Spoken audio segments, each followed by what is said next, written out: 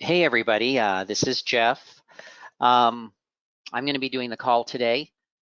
First and foremost, it's President's Day, so thank you for being in the office and being on the call. But because it's President's Day, ECA is closed. So Jerry and Matt and the crew will be back the rest of the week starting tomorrow. Also, Mike's on vacation, so he'll be gone all of this week, but he'll be back next week. So if you have any questions, certainly I'm here, Missy's here, Trisha's here, and ECA, Jerry and Matt and everybody else will be back in the office starting tomorrow. One thing we wanted to point out before we get started is that everybody should have gotten an email this morning. And so the gist of that email is that Social Security has changed their representative payee form. So the old form is no longer in use and they're not going to accept it effective immediately. A lot of times people ask us, where can we find the form? And it's always in that power of attorney, what's the perfect fix manual. That's on the website. There are instructions and a link to that manual in the email that you should have received this morning. Sometimes people ask us, well, why don't you guys just post the form on your website? And the reason we don't post the form on our website is precisely because of this reason. They can change the form at any time. And so we get the form directly from them. That way we know we always have the most recent form. But if you had clients come in and fill out the form or sign it and not date it just so that you could put it in their file, you're going to have them come in and sign and date, and not just sign, not date the new form. And going forward, only the new form is linked to the website. So you don't have to worry about it with people that you're going to meet with. But if you met with people and you brought them on as clients and this is something that you did for them, it's important that you go back to them and explain to them that Social Security changed the form, and so now we need you to come back in and sign the new form. Okay, so make sure that you're aware of that. Make sure you know where that manual is, that you have that email, and if not, just give us a call. Again, you can find that form or the link to the form underneath the 21-point checklist meeting on the website underneath Power of Attorney. Okay. Today, what we want to do is I want to give you a framework for talking to people or clients that maybe you're going to be meeting with or people that you're interested in seeing to kind of give them a flavor of what you can do. So a couple weeks ago, Mike did a call where he was saying, this is something that I would actually do with people, something that I would do with clients. Well, this is another one of those talks. This is something that I wouldn't hesitate to do with people or with clients. I'm not going to make it as interactive as I normally would if I was sitting with people or doing it in front of people. I'll probably still ask some questions and I'll ask you to kind of type in the answers. I'm not as good as Mike at reading those questions and responding to them because I don't do the call that often. So if you ask a question and I don't answer it, it could be that I didn't see it. So just keep that in mind. Don't be offended. You can always call and ask your question, but that's probably the reason that your question isn't being addressed. I'm just not seeing it. I'm not as good at looking at that. But again, this is something that I would kind of do with people, whether one-on-one or with a small group. So with that in mind, some of you have seen this before. It's something we've talked about before in the past. For some of you, it's brand new because it's been quite a while since we've done it. But if it sounds familiar and looks familiar, it could be that you have seen something very similar to this before, because I have done it before on a call. So with that, let's just go ahead and get started. So I always start with the question, and it's a fairly obvious question. When a mountain climber sets out to climb a mountain, what do you suppose his or her goal is? So what do you think their goal is? Let's see if you guys can kind of get this. And again, it's not a trick question. Yeah, it's to make it to the top of the mountain. And that's the obvious answer. But if you actually ask experienced climbers this question, you get a little bit of a different answer. What they'll tell you is that their goal is to make it all the way up and all the way down the mountain. Now, we've all heard of Mount Everest, right? So what's famous about Mount Everest? What's famous about Mount Everest? Yeah, it's the tallest mountain in the world. And because of that, it's become kind of this bucket list item for a lot of people. So it's not just professional climbers who are tackling Everest these days. It's a lot of everyday people who just want to say that they did it. So the popularity of climbing Mount Everest has exploded over the last 30 years or so. And in 1996, a writer by the name of Jon Krakauer decided that he's going to go out and check out this phenomenon of ordinary people going to Nepal to climb Mount Everest. And his idea was to write about it. He's a freelance writer. So Krakauer signs up for a guided climbing expedition. And he said when he arrived in Kathmandu, he was kind of shocked at the sheer number of people who were there to do the same thing he was, which was climb Mount Everest. It turns out that leading these expeditions up the mountain had become this really big business. And it was really crowded because so many people wanted to do it. And there was really only a 2-month window in the year when the weather was good enough to even attempt it. Now, I say attempt it because not everybody who tries is successful. In fact, the expedition that Jon Krakauer was on ended up being one of the deadliest ever. 8 people died on that expedition. And the story of what happened on that expedition is the subject of a book that also became a movie called Into Thin Air. So there's a book and a movie that documents this pretty well. The saddest part is everyone who died on that expedition died on the way down the mountain. And that's a fact that doesn't surprise experienced climbers because most mountain climbing accidents and deaths occur on the way down a mountain, not on the way up. Now, you might wonder, why is that? Because you would think that getting down the mountain isn't any more difficult than getting up the mountain. If anything, you would think it's easier, right? And what does any of that really have to do with any of us? Well, here's the thing. For many of us, getting to a place where we can retire is like climbing a mountain. So we save and we invest the best we can for years until we reach that summit and get to that place where we can quit working. And we assume that getting up the retirement mountain was the hard part, right? And getting down the retirement mountain, which just means staying retired without having to give up our lifestyle, isn't going to be any harder or any different than the climb up. If anything, it's going to be easier. But what we're going to see is that going down is a lot different than going up. And it requires a whole different set of skills, and that getting down is actually even trickier than getting up the retirement mountain. So what do we want to accomplish, or what's today about? Well, first and foremost, I would say we want to have some fun. I mean, we don't want to take anything too serious, and I think you'll learn some fun things today that will impress your friends. And we want to see if we can answer this really important question. What can gamblers teach us about income and retirement and staying retired without having to sacrifice our lifestyle? Now, when I say gamblers, I don't mean everyday guys who might put an occasional bet on a football game. I mean people who do this for a living. They use sophisticated mathematical models to kind of calculate odds, and they make 6- and 7-figure incomes from gambling. So we want to study them because their models have to account for uncertainty. Gambling is inherently uncertain. And what we'll find is that uncertainty about the markets and the future is something that retirees have to account for as well. We don't always know what's going to happen in the future. So what can we learn from gamblers?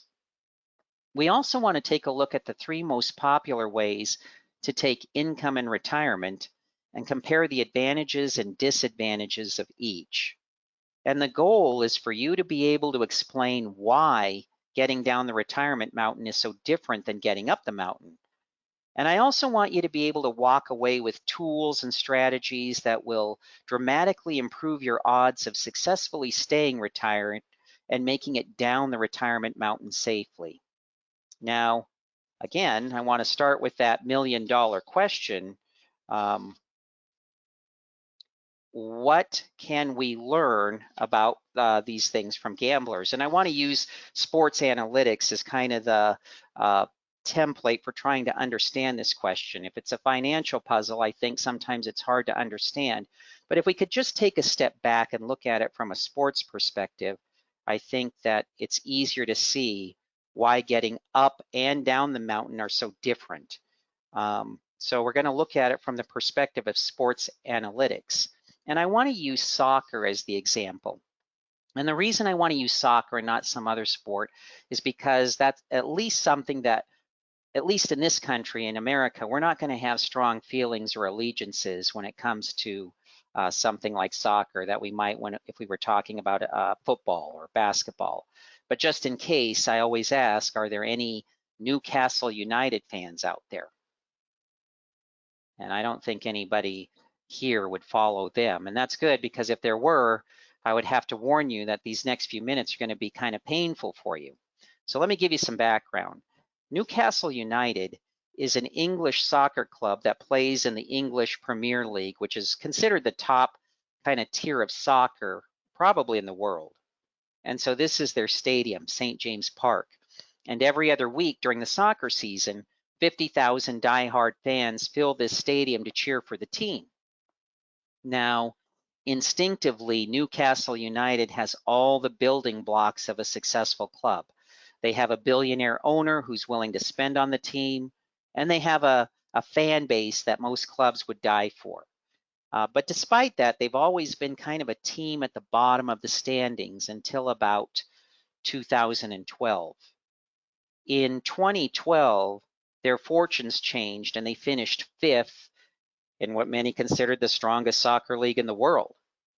Now, 5th doesn't sound that great, but it was actually an amazing accomplishment because they're generally one of the top 2 or 3 lowest teams out of 20. So for them to go to rocket from being 18th to about 5th in a single year was pretty incredible, because all the experts at the beginning of the year predicted that they would struggle to stay out of the bottom yet again.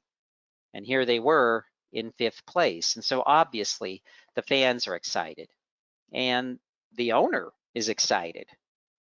And they thought they had finally, after years of trying, put together or put in place the pieces that they needed to kind of usher in this new era of success for the club. So what they do is they give the head coach and his entire staff an 8-year unbreakable contract extension. And they do everything they can to keep all the players and keep the team intact because, you know, that's what you do when you finally have success. And the following year, this happened. Newcastle United finished down at the bottom of the standings yet again. And no one had a clue what was going on. They had the same players, they had the same coaching staff, they played in the same stadiums. Nothing has changed. And so the question becomes, how can a largely unchanged team go from 5th to 16th in less than 12 months?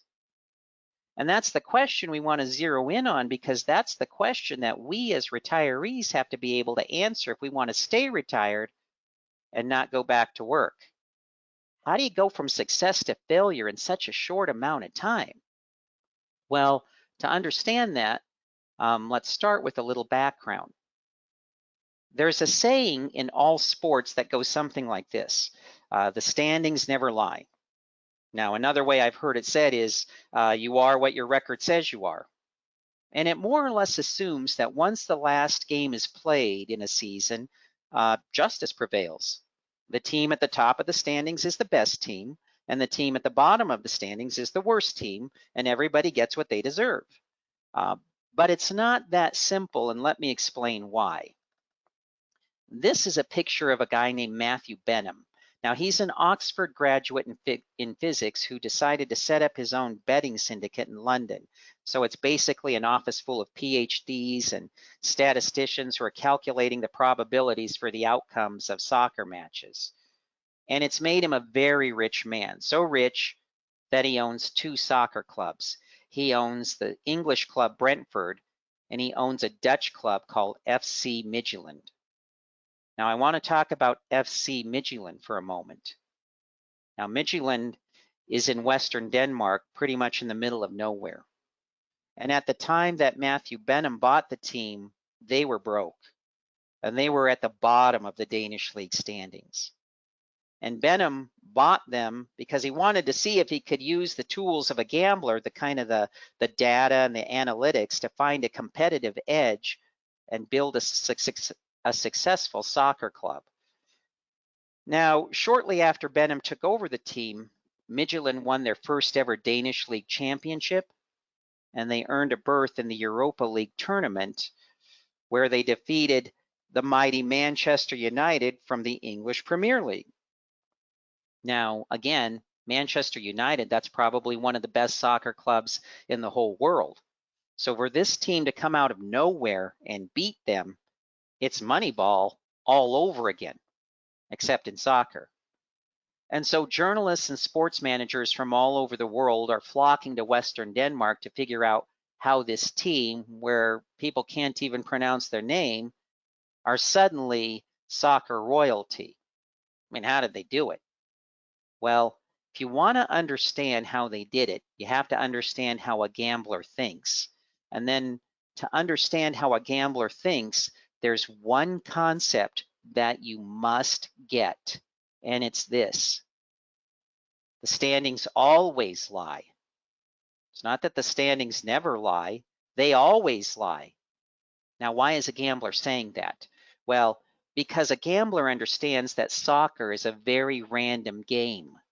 More random than basketball, for example. Why? Well, because it's such a low-scoring sport. The average is 2.8 goals per game versus 92 baskets or 184 combined points in a typical NBA basketball game. So here's the principle. The fewer goals there are in a sport, the more impact random events will have. So some examples of a random event would be the ball being deflected in a soccer game and spinning into the net, or the referee making a bad call in the last minute of a match. Now, ultimately, the best team wins less often in a low-scoring sport like soccer than in a high-scoring sport like basketball, and that's why the standings lie. Now, the standings lie more after 10 games than after 20 games. The more games you play, the more accurate the results. But even after 38 games, a full soccer season, that's not enough games to strip out the randomness from the equation. 38 games is a very small sample size. Now remember, gamblers are in the business of making predictions on the outcomes of games, and they're backing those predictions with money. So when a gambler decides to back a team with a bet, he doesn't look at the standings. Instead, he looks at the underlying performance indicators that have a more predictive value, things that will tell him where a team is going versus where it's been. So let's go back to Newcastle United's glory year and revisit that through the lens of a gambler. Remember, the experts were impressed with Newcastle's performance that year. The gamblers were skeptical. They saw that as something of a fluke, and here's why. One of the statistics a gambler trusts a lot is goal differential. So what goal differential is it's the difference between the number of goals a team scores and the number of goals their opponents score. And it's a very reliable indicator of a team's strength. So during Newcastle's glory year, Newcastle finished 5th with a goal differential of +5. Now, when you look at the teams ahead of it, +5, that's a long way back from them. And that's a long way back even from the 2 teams that are after them. So what this tells us, or what this would indicate to a gambler is, you know what, that's a really, really lucky goal distribution. And let me explain what I mean by goal distribution. In soccer, all goals are important. but not all goals are equally important. And here's an example of that. Let's say Newcastle scores 2 goals over 2 games and their opponents score 6.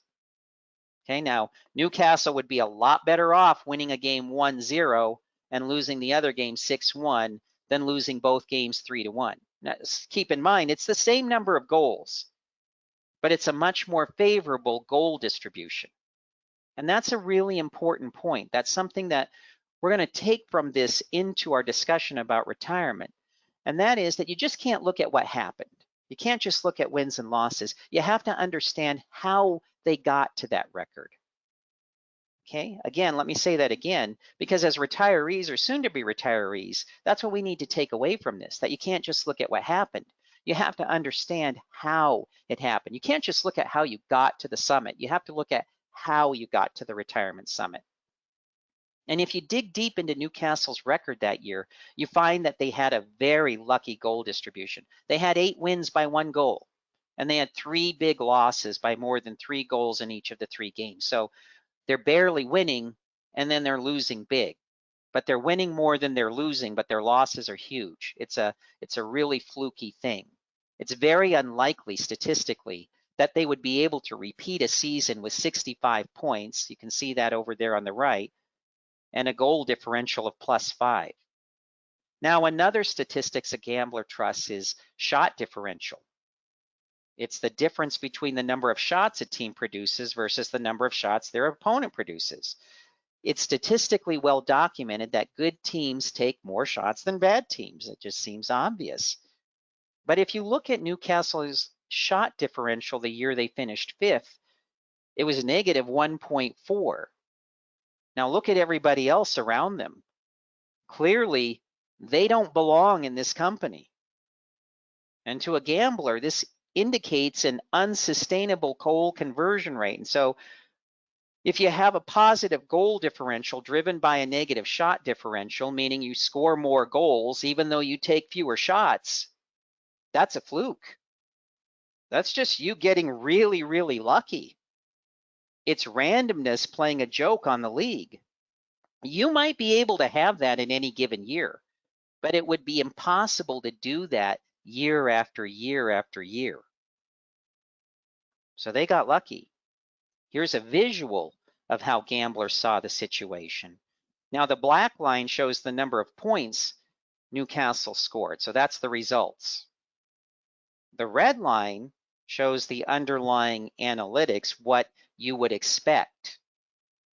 Now notice the year that they finished 5th, they got more points than their performance would have kind of justified. We wouldn't have expected that they would have gotten that many points just looking at the red analytics. Okay, they just got lucky. They got luckier than the year that they finished 16th. If you look just at the red line, their expected performance, nothing changed.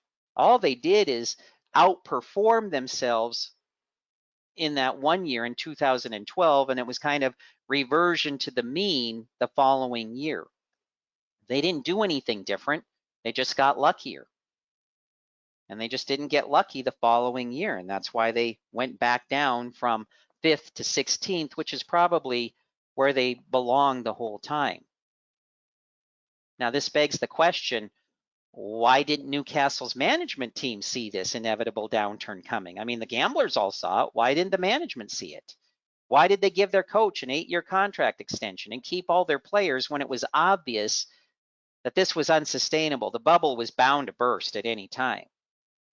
Well, I think it's because Newcastle was blinded by something that psychologists call outcome bias. And what outcome bias is the assumption that good results are always the consequence of good decisions or better performance.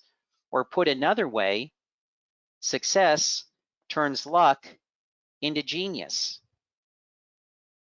It wasn't that they were that smart, it was that they were that lucky the year that they did good, but we don't like to think that. We like to think, oh no, it's all the hard work we're putting in. It's our players playing up to the level that we thought they could play at. It's our coaches really kind of figuring out the team, when in fact, it was really just luck.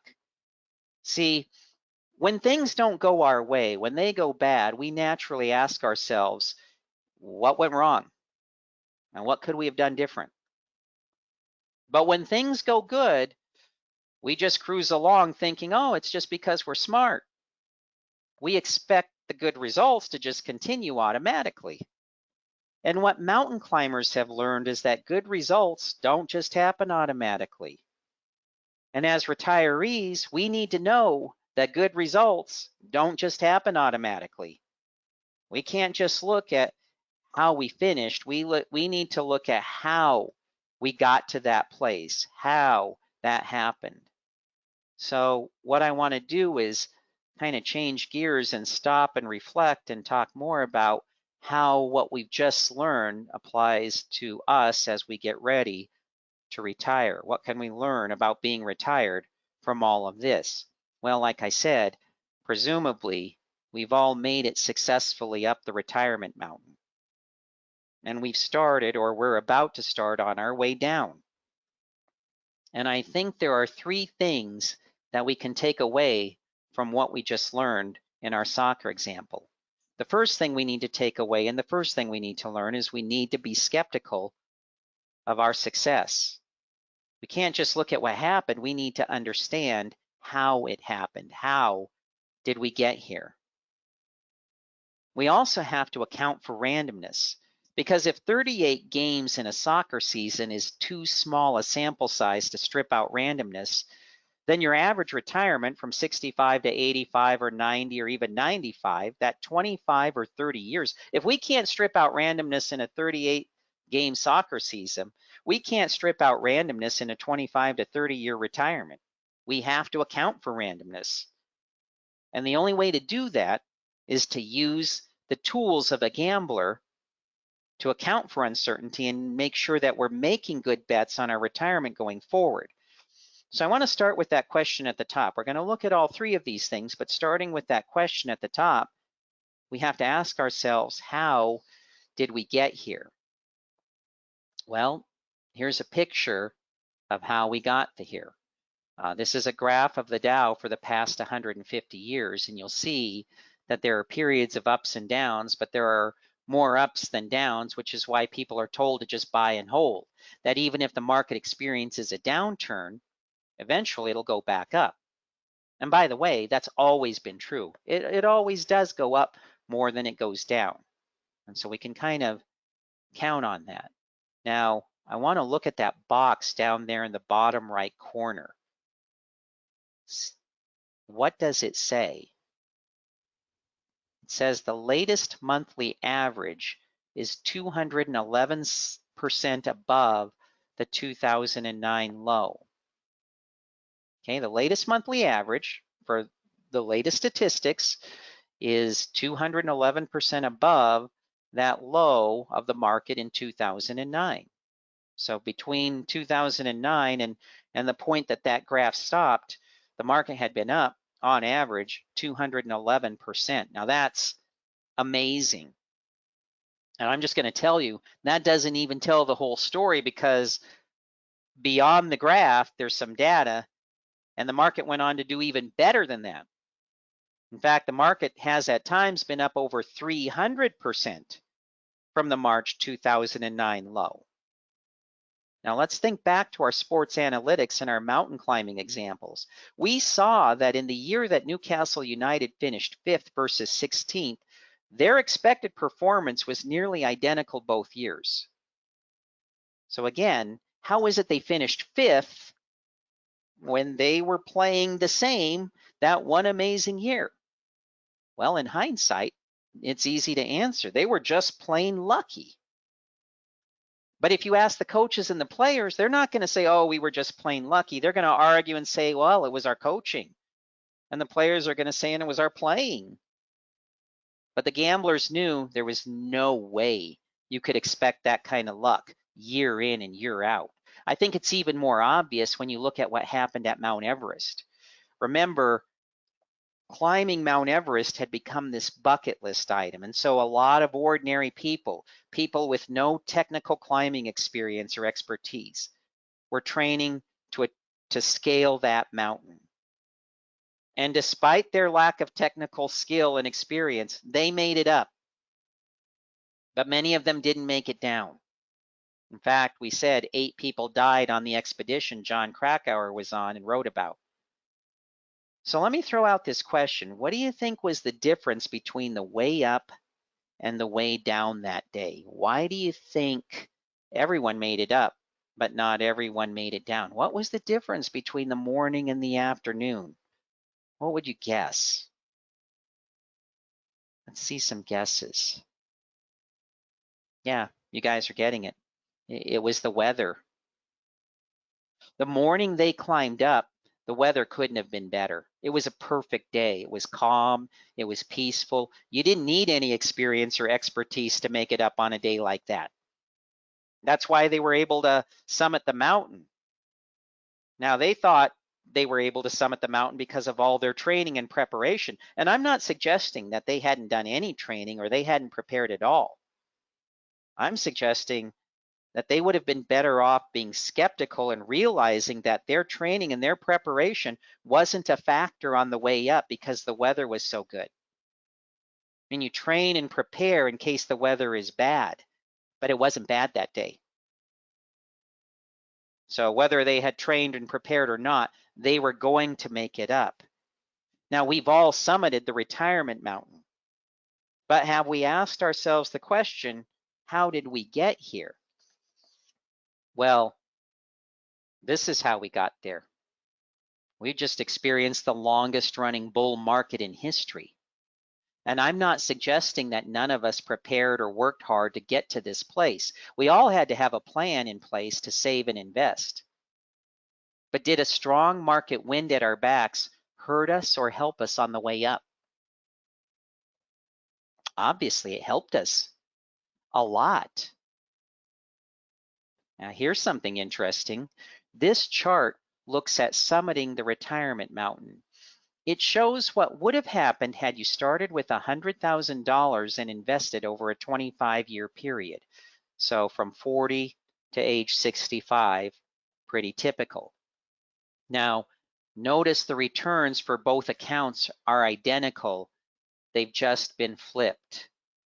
Do you see that? The account on the left starts with a return of -12 and ends with a return of plus 29%.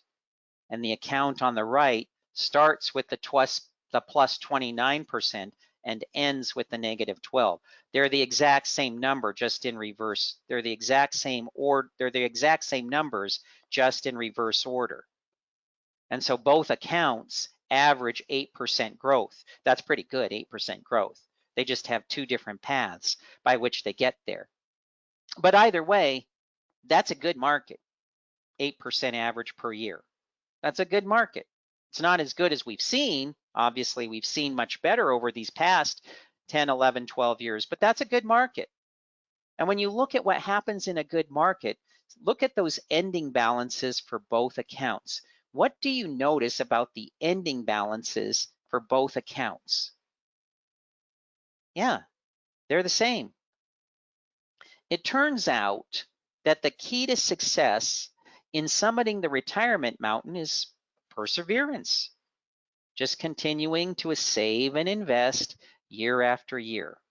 Even when the market goes down, you just continue to save and invest and ride it out. So I alluded to the weather in the mountain climbing example. I said that weather is a major factor in whether or not you're able to get up and down the mountain.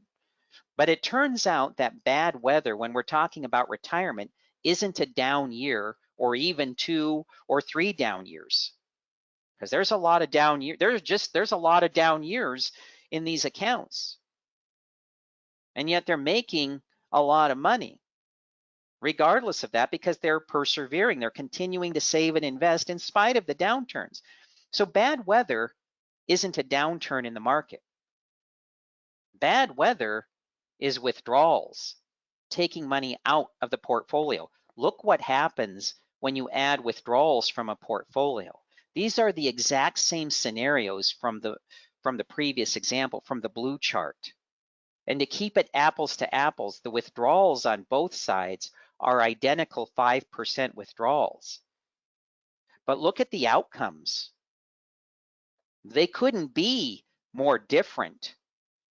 On the right side, you're golden. On the left side, you're screwed. If the blue chart represents summiting the retirement mountain, the red chart represents coming down the retirement mountain. And notice how some people made it up and made it back down with no problem. The people on the right side made it up and down, no problem. But some of the people who made it up didn't make it down.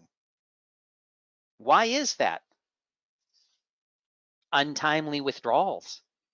Many investors were taught that the storm clouds were downturns in the market. When you're summiting the mountain, people are telling you the storm clouds are, hey, down markets. And because they're told that and taught that, they have this mentality that if you ride it out, you just be persistent.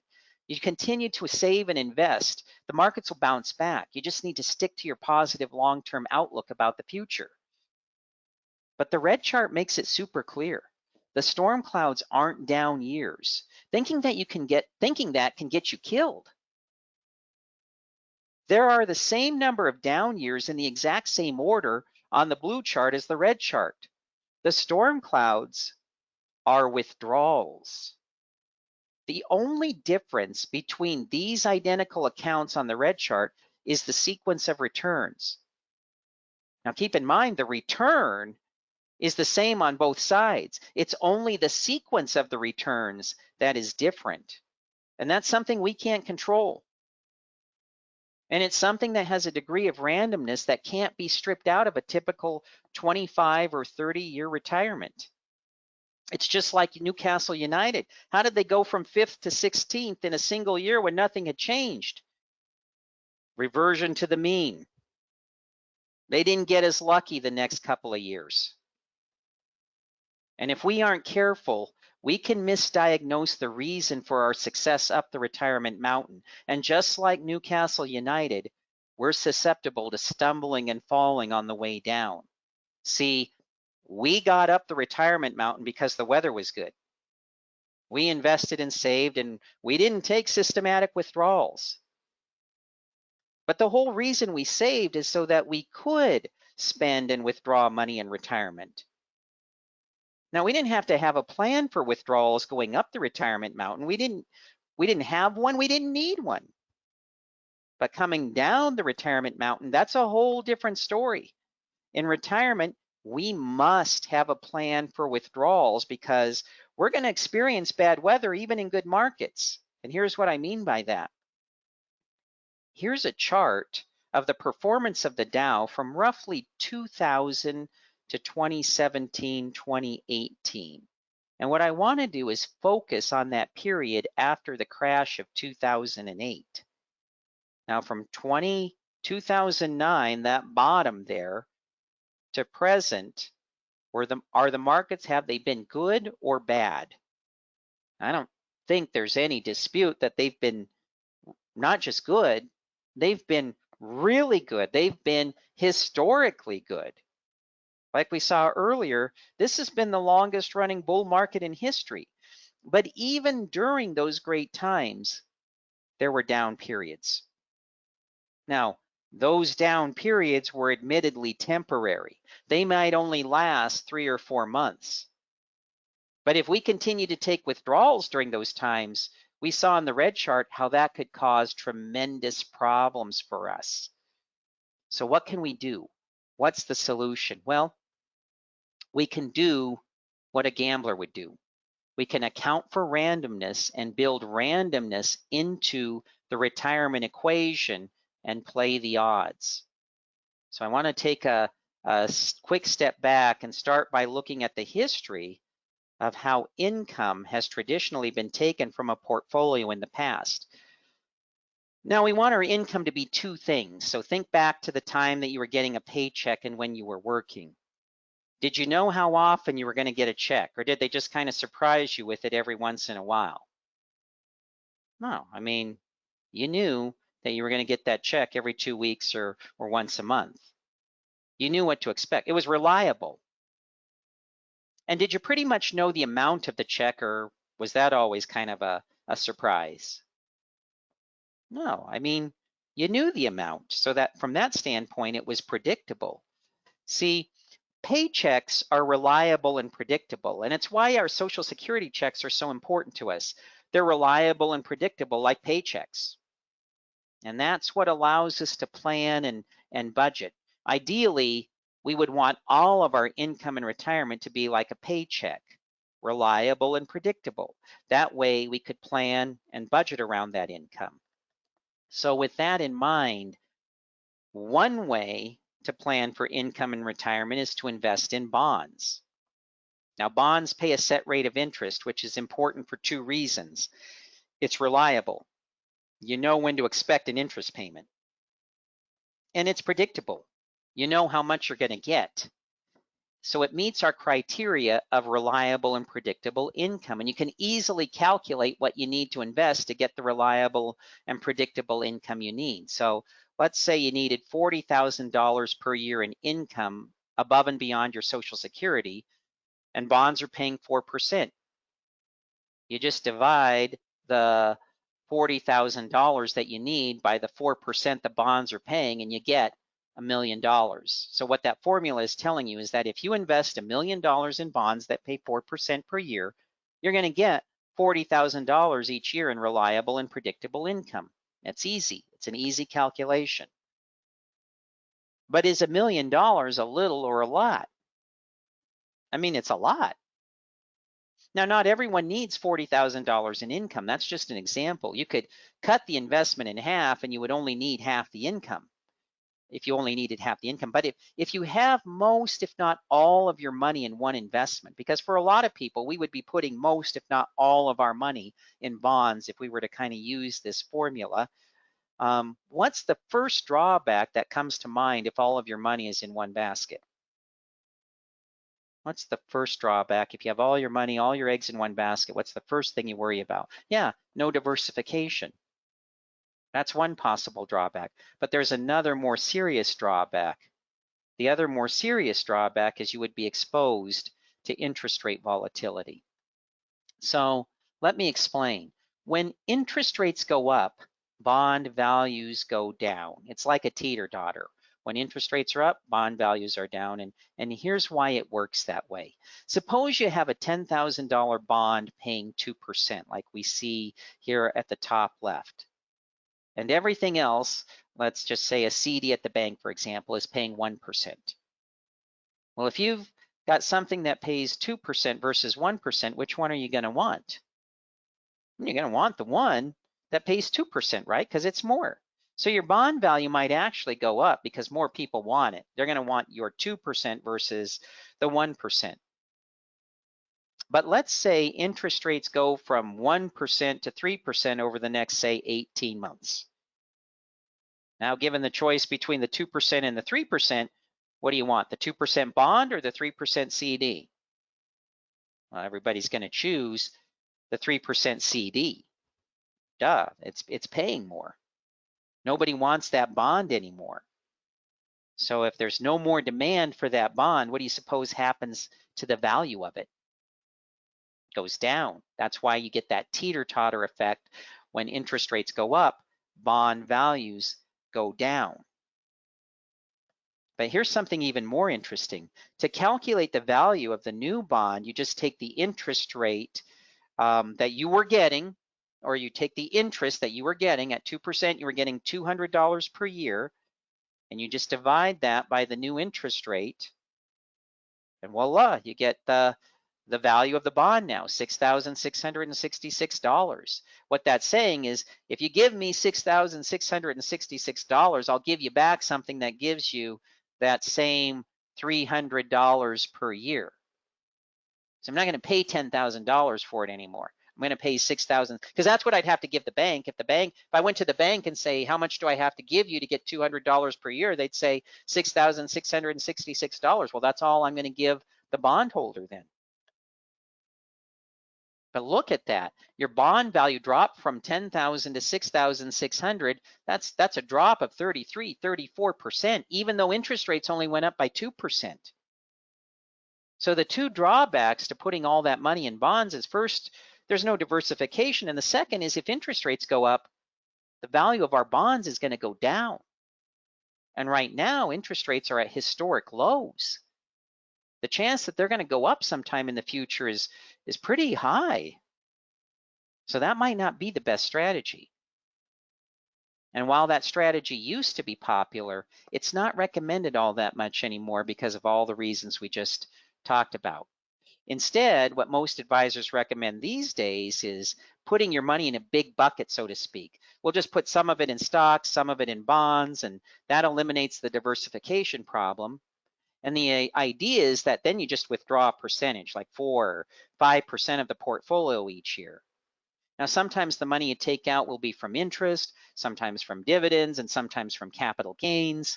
And as long as the markets cooperate, you'll be fine. But why do I say as long as the markets cooperate? Well, remember, we're taking systematic withdrawals now to supplement our income in retirement, and we saw that the storm clouds were withdrawals during down periods. And again, do the markets always cooperate? Are the markets always up? No, but we're always taking withdrawals. In fact, we saw that even in good markets, we could be taking withdrawals during down periods. And if there are no dividends or interest or capital gains because the market is down when you withdraw money, if you still want the money and you don't have any interest or capital gains or dividends, where does that money have to come from? Principal. But if you start drawing down the principal, what do you have to start being afraid of? You're spending your principal eventually. What do you have to start to be afraid of? Running out of money. Now, there's a possible solution to this problem. What a good financial advisor would tell you is, well, the market's experiencing a downturn, but it's only temporary. It'll bounce back. It always does. So just don't take any withdrawals for the next 3 to 6 months so we can ride this out and then we can start taking money again. Well, what would have happened if your employer, when you were working, had said, hey, it's been a little slow lately, but things are going to pick up. They always do. Just don't expect a paycheck for the next 3 to 6 months while we ride this out, and then we'll start paying you again. Well, what kind of pickle would most people be in? I mean, how many people could actually afford to do that? And that's why you get this phenomenon of people withdrawing money and stumbling on the way down the retirement mountain, even when the markets are mostly good. They have to make withdrawals no matter what because they need the money to live on. But if the sequence of returns doesn't fall exactly right, you're going to end up in big trouble.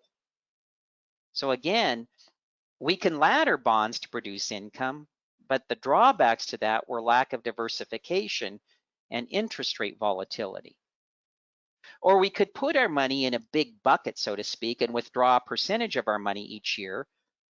But again, the drawback to that was we need the markets to cooperate. So can I show you a third way? Oops. It's called the Smart Asset Income Ladder, or SAIL plan for short. It's a plan to protect us in case our luck runs out. And here's how it works. So John and Mary Smith are an imaginary couple with, say, $500,000, and they need $2,000 a month in retirement to supplement their pension or Social Security. Now, this plan is specific to them, but it'll give you an idea of how a SAIL plan works. Obviously, everyone's numbers will be a little bit different, and we have software that can show you exactly how this would look for you. But John and Mary are going to ladder their portfolio according to the numbers you see here. Now, Asset 1 is going to give them the $2,000 per month they need for the first 5 years. So they're getting reliable and predictable income for how many years? Yeah, 5. But at the end of that 5th year, the money in that bucket is gone. And now sometimes people worry and they say, well, wait, we're spending down our money. But what have we allowed assets 2, 3, and 4 to do during those first 5 years? Grow. And look what they've grown to. Now we can use asset 2 for our $2,000 per month in income for years 6 through 10. So now we've been getting reliable and predictable income for 10 years. And during those 10 years, what have we allowed assets 3 and 4 to do? grow. And look what they've grown to. We actually have more money than we started with. So if we wanted to, we could give ourselves a raise to offset inflation in the next 10 years. What's different about the sale plan is that it's a mathematically calculated ladder that plans for withdrawals. You already have investments in your portfolio that will work. You don't have to change your investments and put all your money in bonds. And why did we say that putting all your money in bonds was a bad thing? Yeah, because interest rate volatility and lack of diversification. And you don't need the markets to cooperate to take a withdrawal. You can make systematic withdrawals without having to worry about downturns, even in good markets, because the volatility is buffered by the ladder. And again, why is it good not to need the markets to cooperate before you can take a withdrawal? Yeah, because they don't always cooperate. There are going to be down years. See, the truth is that those other plans, the bond ladder and the big bucket strategy, they could work. And that's why they're often recommended. You could put your money in bonds and get your income that way. You could put your money in a big bucket of mixed investments and just withdraw a percentage from the account and get your income that way. But in both of those scenarios, the sequence of returns has to be just right. You have to have good luck for those to work. Neither of those methods is guaranteed. And if you don't believe me, just go ask your financial advisor a simple question when he puts together an income plan for you, any plan other than a sale plan. Just ask him, is this guaranteed to work? And then just sit back and see what he says. See, the sale plan is the only plan guaranteed to provide reliable and predictable income in any kind of market, and that's the key. While the other plans will provide income, only the sale plan guarantees that the income will be reliable and predictable, the kind of income that you could confidently plan on and budget around. Taking a 4 or 5% withdrawal from a portfolio means that you might have to take a pay cut when the market's down, even though the downturn may be temporary. Building a bond portfolio for income just exposes you to interest rate volatility, something that you probably don't want to gamble with in this day and age with interest rates so low. Only the sale plan strips out the randomness that can wreak havoc on systematic withdrawals in your typical 20 to 30-year retirement. And the sale plan is the only plan that takes what we learned from gamblers and incorporates those lessons to make our income plans bulletproof. You don't have to rely on luck with a sale plan. See, no one can tell you what's going to happen in the future. We have to be prepared for anything. Does anybody know for sure what will happen with interest rates going forward? No. And if we had to guess what direction, what would we guess interest rates were going to do? I mean, if we have to guess, we're going to guess that they're going to go up. I mean, knowing that, do we really want to rely on bonds for income or even safety for that matter if they can lose 30, 40% of their value? Does anyone know for sure what kind of market volatility we may face in the future? No. And if we had to guess, would we guess that it's going to be less or more volatile than it's been these last 10 years going forward? I mean, if we had to guess, we're going to say, well, it's probably not going to be as good as it's been. I don't think we're going to continue to set records. Do we really want to take periodic pay cuts in retirement to protect ourselves from that volatility? And if there was an easy way to plan for withdrawals that would eliminate the uncertainty of all that, wouldn't you at least want to know about it? Otherwise, what could happen? If there was a way to structure the investments you already had to create a guaranteed stream of income that would protect your lifestyle in retirement without having to rely on luck, wouldn't you at least want to see how it worked? Again, otherwise, what can happen? I mean, you don't have to do anything with the information. But even though you might not do anything with the information, you would probably still want to see it. Because if knowledge is power when thinking about retirement, then at least knowing the numbers inside your sale plan might very well turn out to be your retirement superpower. So that's something, so being done with the presentation, that's something that I wouldn't hesitate to do with clients either individually or in a small group. Getting them to want to at least see what's possible and knowing that you're the only person that can provide that third option.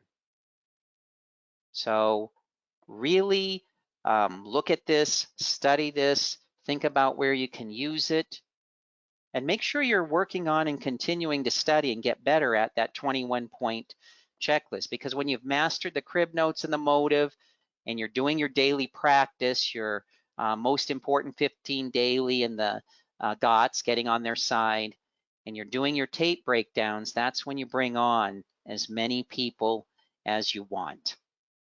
All right, so thanks for hanging in there with me on a President's Day, on a holiday. Again, everybody's back to normal starting tomorrow. Mike will be back next week on Monday. And so you guys have a great week. And if you have any questions, don't hesitate to call. Today's a little bit different because of the holiday, but again, everybody's back to normal tomorrow. So you guys have a great day, have a great week, and we will talk to you later. Thanks, guys.